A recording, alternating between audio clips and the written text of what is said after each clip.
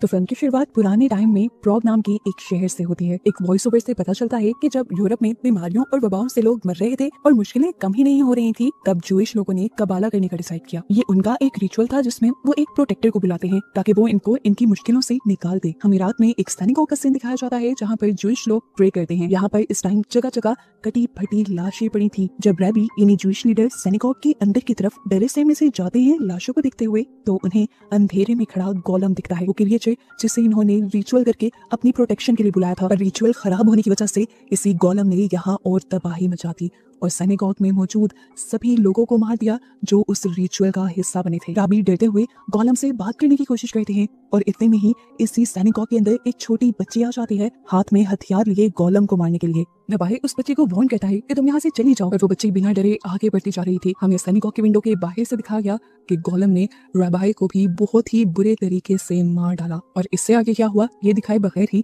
यहाँ से scene cut हो गया। अब हमें 1673 में एक जूइश विलेज दिखाया जाता है जहाँ पर हम हैना से मिलते हैं जो इस मूवी की मेन कैरेक्टर है। पता चलता है कि 7 साल पहले हैना ने अपने बेटे को खो दिया था, जिसके दुख से वो आज भी नहीं निकली थी। उसे अभी तक दोबारा कोई बेबी भी नहीं हुआ था क्योंकि वो सबसे छुपकर प्रेग्नेंट ना होने की मेडिसिन लिया करती थी।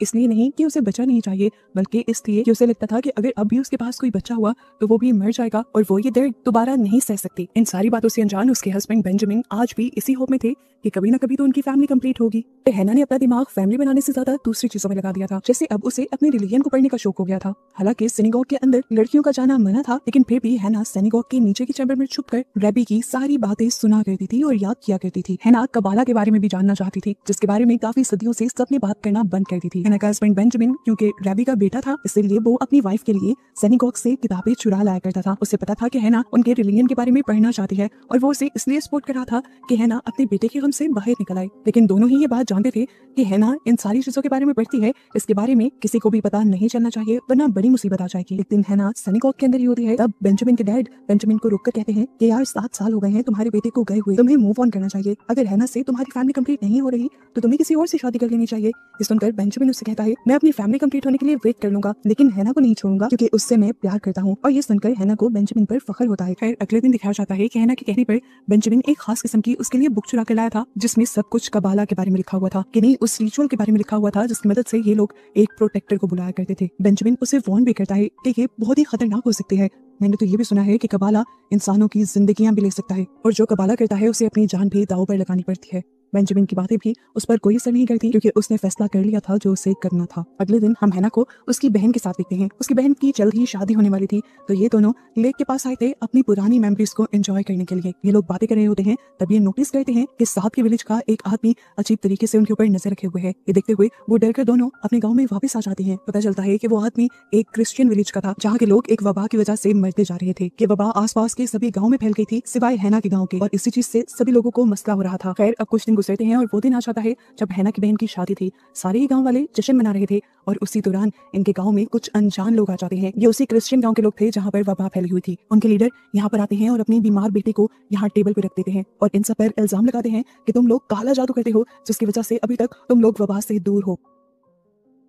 वो इन्हें ये भी कहता है कि क्या पता तुम्हारे ही काले जादू की वजह से पूरी दुनिया में वो वबा फैली हो। साफ तो यही लग रहा है क्योंकि तुम्हारा ही गांव इस वबा से महफूज है। रबाई उसकी बातों पर गुस्सा नहीं करता और आराम से सामने आकर कहता है इसमें हमारी कोई गलती नहीं है। जिन भी गाँव में वो वबा फैल रही है वो गाँव आपस में एक साथ बहुत ज्यादा जुड़े हुए हैं और वहाँ के लोग एक दूसरे से मिलते भी रहते हैं, इस वजह से वहाँ पर वबा फैल रही है। जबकि हमारा गाँव बाकी सभी गाँव से बहुत अलग थलग है और हम लोग ज्यादा किसी से मिलते जुलते भी नहीं, इसीलिए हम लोग अभी तक वबा से बचे हुए हैं। लेकिन ये आदमी यहाँ पर इनकी कोई जस्टिफिकेशन सुनने नहीं आया था। वो सिर्फ ये चाहता था कि इन्होंने जो कुछ भी किया है वो उसकी बेटी पर भी किया जाए ताकि उसकी बेटी की जान बच जाए। वो यहाँ पर बिना किसी को वार्न किए एक गांव के आदमी को मार देता है और इन्हें धमकी देता है कि अगर कुछ अरसे में मेरी बेटी ठीक ना हुई तो मैं तुम सारे गांव वालों को मार डालूंगा। ये सुनकर सभी लोगों में डर की एक लहर दौड़ जाती है। वो लड़की जिसकी शादी थी वो गुस्से में आकर इन लोगों से कहती है निकल जाओ इस गाँव से, यहाँ पर कुछ नहीं होगा। और अब उन क्रिश्चियंस का एक आदमी उसके पेट पर जोर से टांग मार देता है और उसे एक दूसरी लड़की पीछे कर देती है। और तब इन्हीं लोगों में से एक एबिगेल नाम की औरत बाहर निकल कर आती है और इस आदमी से कहती है मैं करूंगी तुम्हारी बेटी का इलाज। क्रिश्चियन लीडर मान जाता है और उससे कहता है मैं तुम्हें इस चीज की इजाजत सिर्फ एक शर्त पर दूंगा कि तुम मुझसे वादा करोगी कि तुम्हारा कोई भी गांव का मेंबर तब तक गांव छोड़कर नहीं जाएगा जब तक मेरी बेटी ठीक ना हो जाए।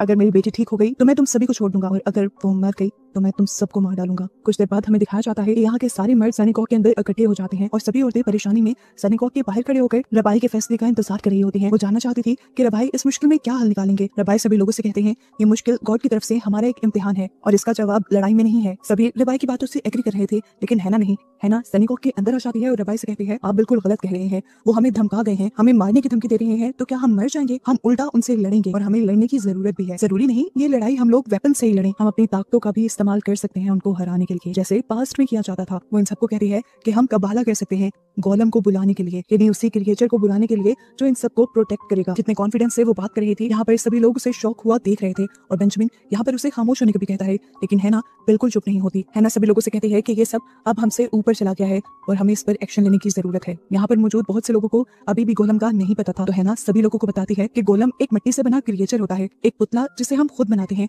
और फिर अपनी प्रेयर्स से उसमें जान भरते हैं। पहले जमानों में इन्हें वॉर्स के टाइम पर बनाया जाता था। गोलम ने जूइश लोगों की जान सिर्फ जंगों में ही नहीं बचाई, बल्कि हर किस्म की मुश्किल और वबा में भी गोलम को बनाया जाता था और गोलम मासूम लोगों को बचा लेता था उनकी सारी मुश्किलें अपने ऊपर लेकर। गोलम एक ताकतवर और बहुत ही वफादार क्रिएचर तो है, लेकिन मैं ये भी मानती हूँ कि वो थोड़ी खतरनाक भी है। इसको बनाना और इसमें जान फूंकना बहुत ही ज्यादा मुश्किल है। अगर इसे बनाने वाला अपने ऊपर से कंट्रोल खो दे तो गोलम अपने ही लोगों को नुकसान पहुंचाने लगता है। और ये तो हमने पहले भी देख लिया था, उन लोगों ने भी गोलम को बनाया जरूर था, लेकिन रिचुअल में गड़बड़ होने की वजह से गोलम ने अपने ही जूइश लोगों को मार डाला था। अब यहाँ पर ज्यादा लोगों को गोलम के बारे में पता ही नहीं था, तो गोलम बनाता कौन? हैना यहाँ पर कहती है मैं बनाऊंगी गोलम, मैं लूंगी सारे खतरे अपने सर। ये सुनकर सभी लोग शौक में रह जाते हैं और रबाई उससे सवाल करते हैं कि तुम्हें इन चीजों के बारे में आखिर पता कैसे चला? तुम इतना डीप जूइश रिलीजन को जानती कैसे हो? मान लिया कि तुम अपनी अकल से गोलम को तो बना लोगी, लेकिन उसमें जान कौन फूकेगा? हैना कॉन्फिडेंटली कहती है ये काम भी मैं खुद करूंगी। रबाई हैना से कहता है तुम मेरे बेटे को एक औलाद नहीं दे सकी और तुम्हें लगता है कि तुम गोलम में जान भर दोगी? ये सुनकर बेंजामिन भी टूट जाता है।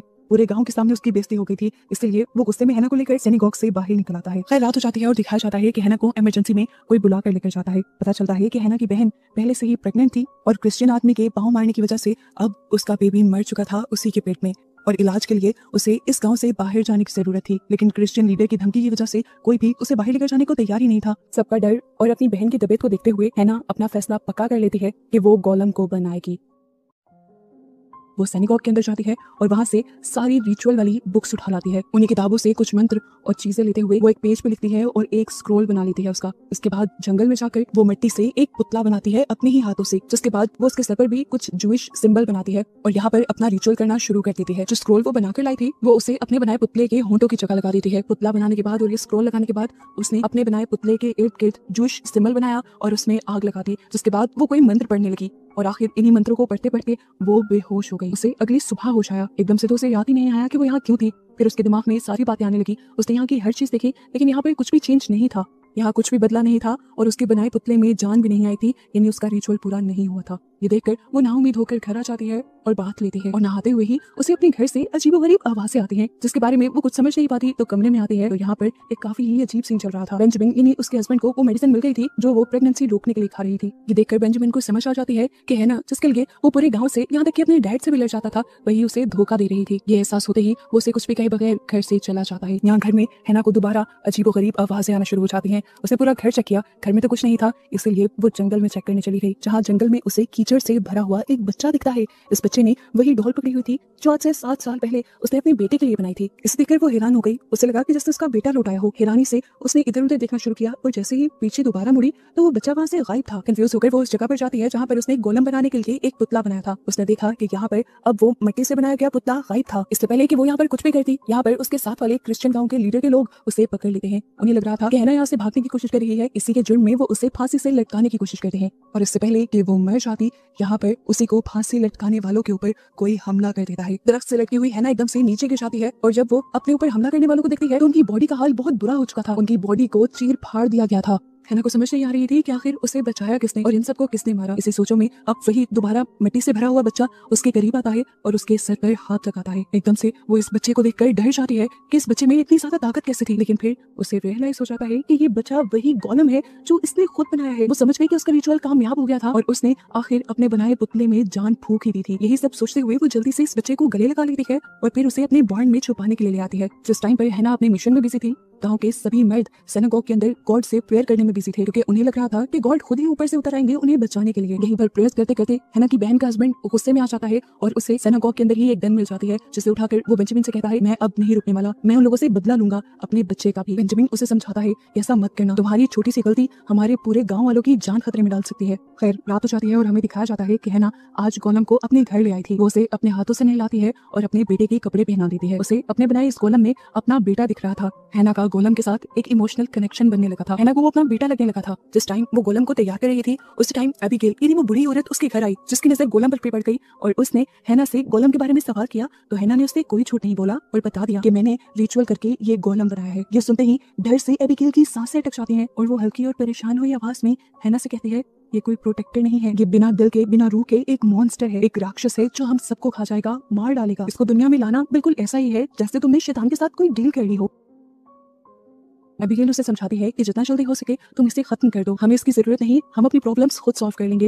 लेकिन हैना ऐसा करने से इनकार कर देती है, क्योंकि हैना को लग रहा था गोलम उनकी मदद करेगा, क्रिश्चियन गांव के लीडर की बेटी को ठीक कर लेगा और उसके बाद वो लीडर सारे गांव वालों की जान बख्श देगा। नहीं तो उसे पता है कि वो क्रिश्चियन लीडर सभी गांव वालों को मार डालेगा। जैसे ही एबिगेल को ये रियलाइज होता है कि हैना उसकी बात नहीं मानेगी और वो अपने कामों से रुकेगी नहीं, तब वो उसे एक सच बताने का फैसला करती है। वो उसे अपने बचपन का एक वाकया सुनाती है जब उसके गांव वालों ने भी गोलम को बनाया था। मूवी के स्टार्ट में जो गोलम हमें दिखाया गया एक मॉन्स्टर, एक राक्षस के रूप में, वो असल में एबिगेल के ही गांव वालों ने बनाया था और जो बच्ची उस टाइम हमें दिखाई गई थी वो एबिगेल ही थी, जिसने आखिर अपनी जान पर खेलकर उस गोलम को मार डाला था।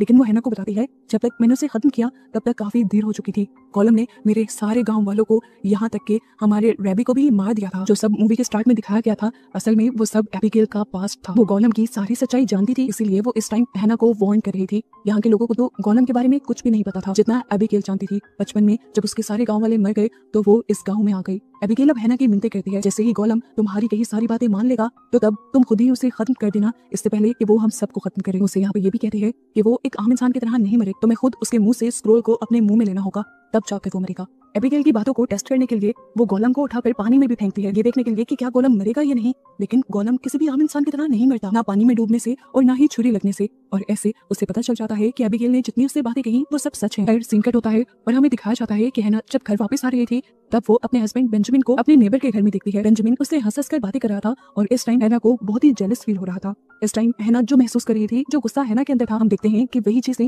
गोलम खुद भी महसूस कर रहा है। और यहाँ पर हैना को रियलाइज होता है कि गोलम पूरी तरह उससे लिंक्ड है, ऐसे जैसे गोलम के अंदर उसी की सोल का कुछ हिस्सा आ गया हो। यहाँ हैना अपने घर जाकर गुस्से में एक नाइफ उठा लेती है और उससे बेंजामिन को मारने का सोचती है। लेकिन जैसे ही वो गोलम की तरफ देखती है तो वो अपने इस इरादे को छोड़ देती है, क्योंकि गोलम में वो अपने बेटे को देख रही थी और इस टाइम वो अपने बेटे के डैड को नहीं मारना चाहती थी। उसे लग रहा था कि अब गोलम की शक्ल में उसे उसका बेटा मिल गया है, इसीलिए उसे किसी की जरूरत नहीं, बेंजामिन की भी नहीं। वो अपने बेटे के साथ मसरूफ हो जाती है, उसके लिए नए कपड़े सीती है और ऐसा करते हुए जब एक नीडल उसके हाथ में लग जाती है तो हैना के साथ साथ गोलम भी उसका दर्द महसूस करता है। और यहाँ हमें ये बात कंफर्म हो जाती है कि गोलम और हैना सिर्फ इमोशनली ही नहीं बल्कि फिजिकली भी एक दूसरे से कनेक्टेड हैं। ये लोग सो जाते हैं और सुबह हैना की आवाज किसी शोर से खुलती है। उसने बाहर जाकर देखा कि रात में जिस नेबर के साथ बेंजामिन बातें कर रहा था उस नेबर का किसी ने मर्डर कर दिया था, और वो भी बहुत बुरी तरीके से।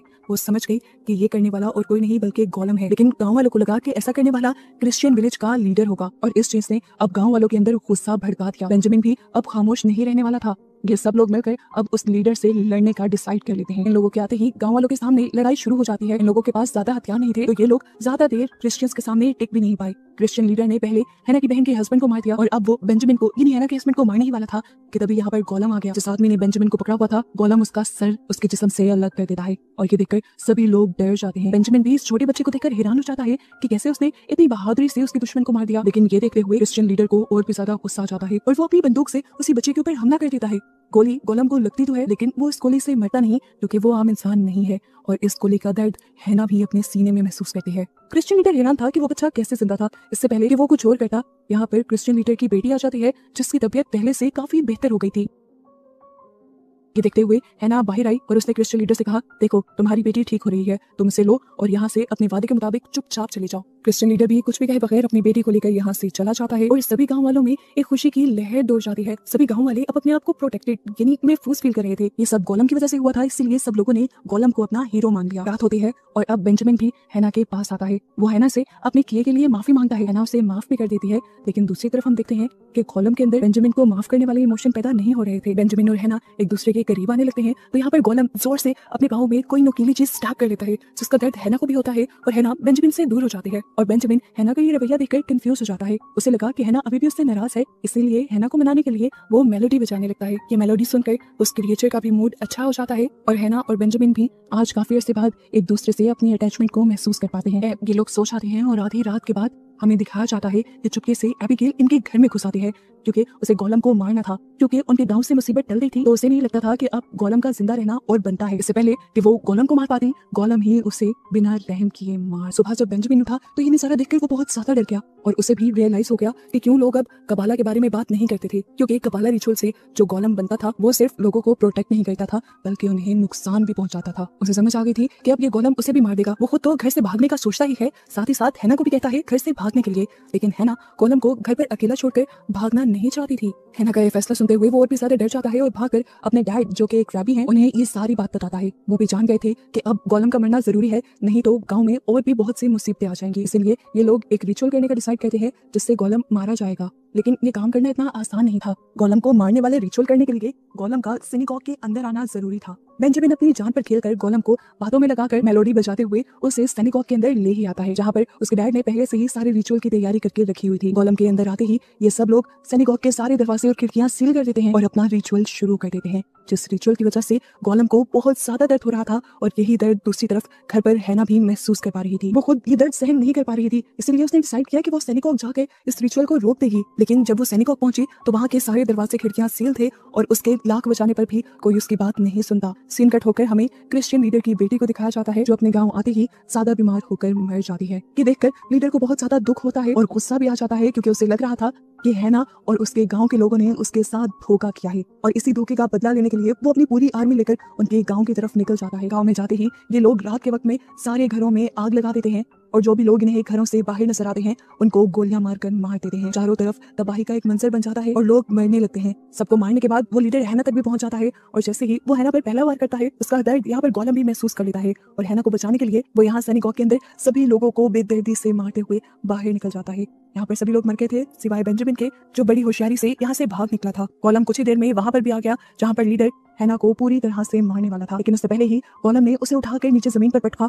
और बेदर्दी से अपना हाथ उसके सीने के अंदर डालते हुए उसका दिल चीरकर बाहर निकाल दिया, जिसकी वजह से वो वहीं पर मारा गया। उसको खत्म करने के बाद गोलम अब अपने हाथ के इशारों से ही उसके सभी आदमियों को भी मारता जा रहा था और ये देखकर हैना परेशान होने लगी थी। यहाँ पर बहुत सारी तबाही पहले से ही हो चुकी थी। वो अब अपने आप को होश दिलाने की कोशिश करती है और ये समझने की कोशिश करती है कि ये सब उसकी वजह से हो रहा है। उसकी इन्हीं सोचों के दरमियान में गोलम उसके पास भी आ जाता है और उससे प्यार करने लगता है और इससे पहले कि दोबारा हैना उसकी बातों के अंदर आ जाती, दूर से बेंजामिन आवाज लगाकर उसे कहता है, हैना रुक जाओ, वो हमारा बेटा नहीं है, वही इस सब तबाही की वजह है। हैना को भी फाइनली समझ आ गया था। वो अपने मरे हुए बेटे को जो गोलम में देखने लगी थी, अब उसे समझ आ गया था कि उसके बेटे को कोई भी रिप्लेस नहीं कर सकता। लेकिन कहीं ना कहीं उसे गोलम के साथ भी अटैचमेंट हो गई थी। वो गोलम को प्यार करती है और प्यार करते हुए वो उसके मुंह से वो स्क्रोल निकाल लेती है, जिसकी वजह से उसके अंदर जान थी और ऐसे गोलम उसके हाथों में ही मिट्टी में बदल जाता है। उसके मरने से हैना एक और मर्तबा टूट गई और यहाँ पर बेंजामिन उसे संभालने के लिए आ गया। मूवी के पोस्ट क्रेडिट सीन में हम उसी स्क्रोल को, जिस स्क्रोल से हैना ने गोलम को बनाया था, उसे एक बच्ची के हाथ में देखते हैं